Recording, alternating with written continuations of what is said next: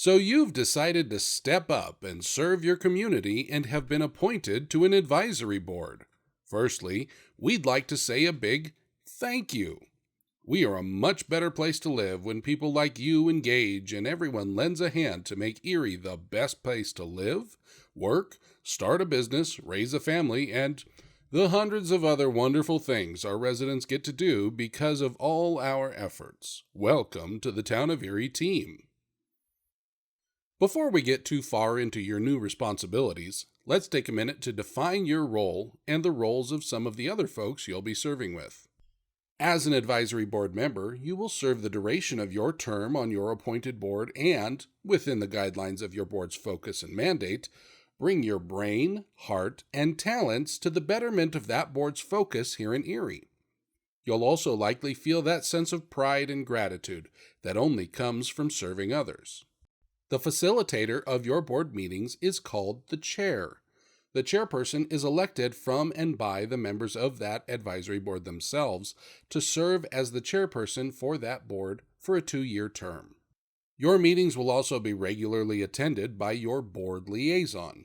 This is a member of the Board of Trustees assigned by the mayor to be a strong connection point between your board and the governing board that you advise. You will also have a staff liaison that will regularly attend your meetings and be your point of contact between your board and town staff. The town clerk or designated staff member within the clerk's office facilitates the work of all the advisory boards within the town, along with their many other duties. As an advisory board member, you have the great opportunity to advocate for the residents of Erie. With that opportunity comes some responsibilities that you'll be expected to adhere to. Each advisory board member is expected to attend the monthly meeting and any special meetings or events organized by that advisory board. It is recommended that members join the meeting at least 5 to 10 minutes before the meeting is scheduled to begin. A quorum is needed for a meeting to be held. A quorum is 1/2 of the total appointed or elected members of the board, rounded up to the nearest whole number. If a quorum cannot be reached, no meeting will be held. While in meeting, an advisory board member, as a representative of the community at large, is expected to participate in open dialogue and discussion on agenda items. Twice a year, your advisory board will give a presentation to the Board of Trustees to update the trustees on your advisory board's accomplishments and future work plans. Presentations will need to be sent to the town clerk to be added to the appropriate agenda. The advisory board chairperson is responsible for developing the monthly agenda by using the approved agenda template. The agendas must be turned in to the town clerk 1 week prior to the meeting to ensure enough time to meet posting requirements. Meetings must be noticed at least 24 hours in advance of any meeting. If the agenda is not posted, a meeting cannot take place. The chairperson calls the meeting to order with the following statement: "Today is the current date, and I am calling the advisory board name meeting to order." If a virtual meeting is being held, the clerk's office will open the virtual meeting and then pass the virtual hosting controls to the meeting chairperson. The chairperson is also responsible for ensuring that any items being considered for approval by the Board of Trustees and any expenditures of town funds have a recorded vote. After the meeting has concluded, the chairperson adjourns the meeting by saying the following: "The meeting is now adjourned." If the meeting was held virtually, the chairperson will end the virtual meeting at that time. The chairperson is also responsible for taking or assigning someone to take the meeting minutes using the approved template. The meeting minutes must be completed and returned within the predetermined amount of time. The town clerk or clerk's office designee is responsible for onboarding all new advisory board members. The clerks are also responsible for posting advisory board agendas and meeting minutes to the town's website and providing any meeting links for all virtual advisory board meetings, both for the meeting participants and the public. A representative of the clerk's office or a staff designee will be on hand to open a virtual meeting and to ensure all participants are able to connect properly and resolve any technology issues before handing off hosting duties to the chairperson.